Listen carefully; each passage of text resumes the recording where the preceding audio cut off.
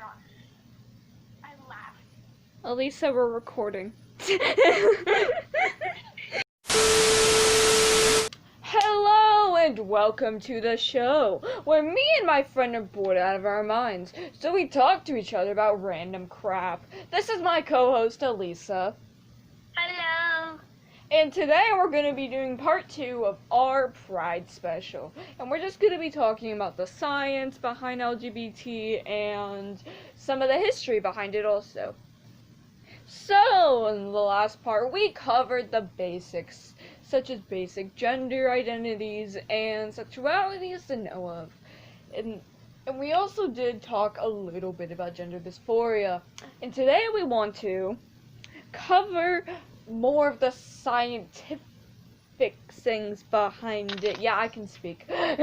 So, gender dysphoria is scientifically a mental illness. Don't come at me for that. It's science.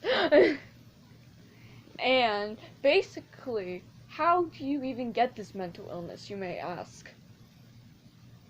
Well, you see, sometimes male and females have different brain structures.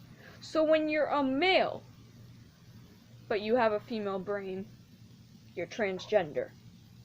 Or the other way around. Also, here's a common myth people seem to get a lot. You can't be born LGBT. Here's a fact, you can. It's called you react with different chemicals in the womb. Now I'm going to talk about how gender fluid works. And what basically it is that some days your gender dysphoria is like really bad or like really, really big. And then other days it's basically not there. So you just kind of go from one gender to another to whatever. We just thought we should cover that because gender fluid is kind of a really weird concept. But you know. And not that many people really know what it is. Now we're going to talk about history of Pride Month because it's Pride Month. And we love June in this household. Yes. So, as far as we're gonna go back, this dates back all the way to 1965. Elisa, take it away. I'm probably not going to say this right, but the Mattachine Society, one of the earliest gay rights activism groups, organized protests at the UN and the White House in response to news about prison work camps for homosexuals in Cuba. Yes, thank you. And now we get over to the main part that did start Pride Month. The Stonewall Riots in 1969. Now, what were the Stonewall Riots, you may ask? The Stonewall Riots, also referred to as the Stonewall Uprising or the Stonewall Rebellion, were a series of spontaneous, violent demonstrations by members of the gay LGBT community in response to a police raid that began in the early morning hours of June 28, 1969, at the Stonewall Inn in the Greenwich Village neighborhood of Manhattan, New York City. And in 1970, the first gay pride march was the Christopher Street Liberation Day March in New York City on June 28th, commemorating the Stonewall Riots. Now, straight people seem to think that there should be a straight pride when there shouldn't be one because nothing happened. They're privileged. There's nothing like they have to celebrate because it's just normal to be straight.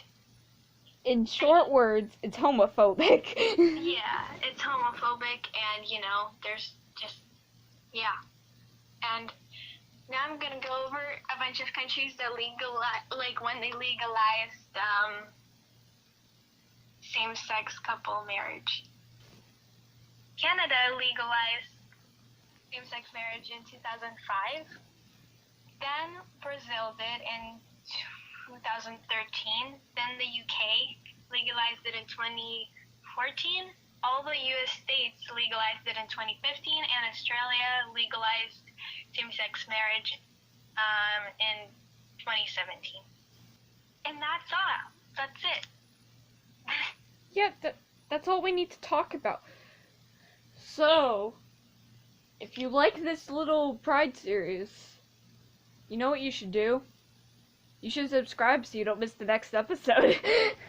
Yeah. Please, my channel is dead. My channel is dead. The next episode is going to be exciting because it's going to be a bunch of people talking. Oh yes, that's clearly very exciting. I mean, that's what we've been doing, but it's going to be, like, there's not going to be a script or anything. We're just going to be talking about experiences. So it's going to be a fun little episode. We're going to have some guest speakers. It's going to be fun. Yeah. Anyways, bye. You were really unsure of that bye. Shut up.